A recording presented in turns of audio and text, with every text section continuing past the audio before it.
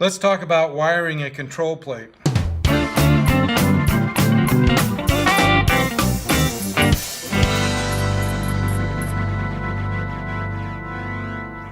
We have these control plates in our line, available in chrome, gold, and black.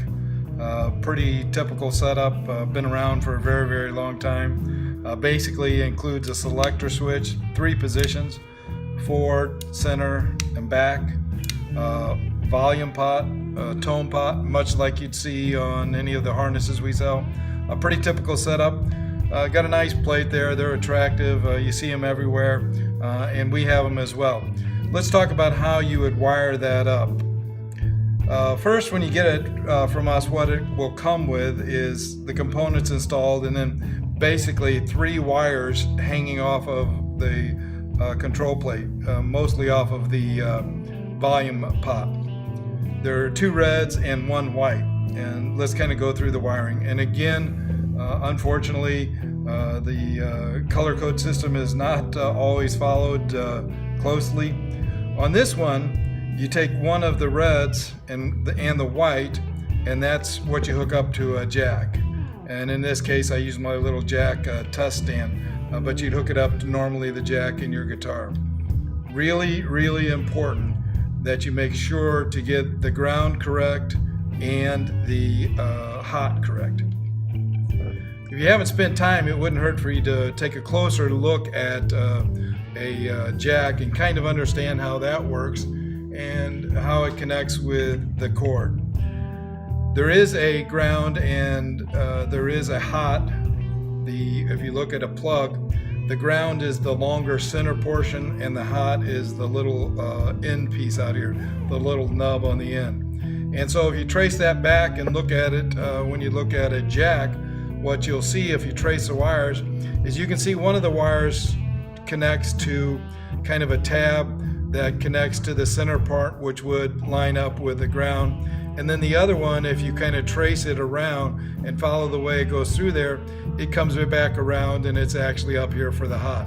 So it's kind of important that you kind of at least understand how they work, make sure you have them connected correctly. And then when you're hooking up your control plate, make sure that you have them connected correctly. What I would tell you is that also kind of become familiar with this or other harnesses, kind of trace out the wire. The reason I know that on this case the red is the ground is if you trace it back, you'll see that it's soldered to the back of the volume pot, and that's pretty much ground central. That's where usually all of the grounds connect. And if you look at the white one, which we know to be the hot, it's coming off of the center tab of the volume control, which is exactly where it should connect. So we've got the jack connected, and then we had still remaining is one wire coming off of there, another red wire. This would be good for grounding the bridge. Against strip off inch and a half, snake it up through the lid of the box, lay it underneath the bridge, and make the connection. Tighten down the bridge, and you're good to go. Then, as far as the switch is a 3-way switch, and if you look on the back when you get it, there are 3 tabs across the center, across the back, and I've gone ahead and soldered the wires on here already, but typically when you get this, there won't be any wires soldered on. What I'm going to do is I'm going to hook up 2 pickups. I'm going to hook up a $7.50 and a $5 and go ahead and make that connections. What I've done is I've already kind of soldered this up and made the connections. And the way this works is, if you can look at it, is you imagine it on the guitar this way. And of course, when you push the switch all the way to the front, you would think that would control the front pickup. And that's true, but you need to understand that on the back side, when it's in the forward position, you're connecting to this back rear tab. So it's just the opposite. So go ahead and I solder and make those connections because I want the $5 going to be in the neck position, and in the front I've soldered the hot to this rear tab.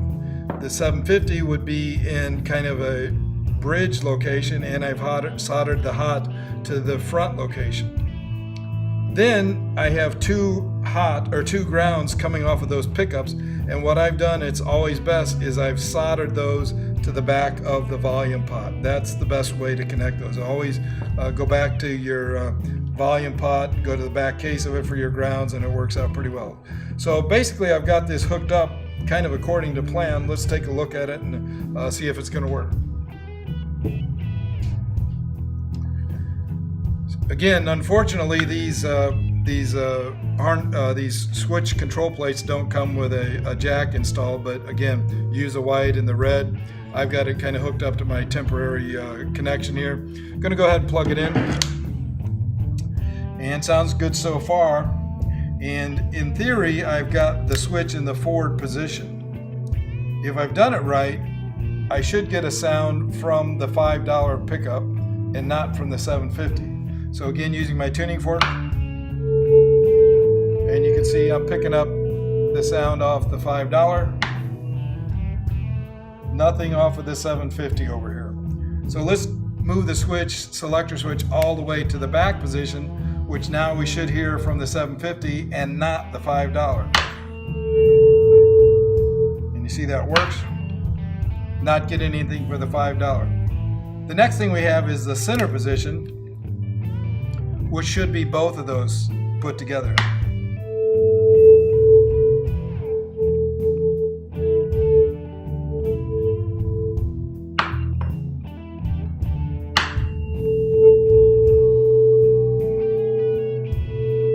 And you can test the volume pot and see that it gets quiet, runs through the full range.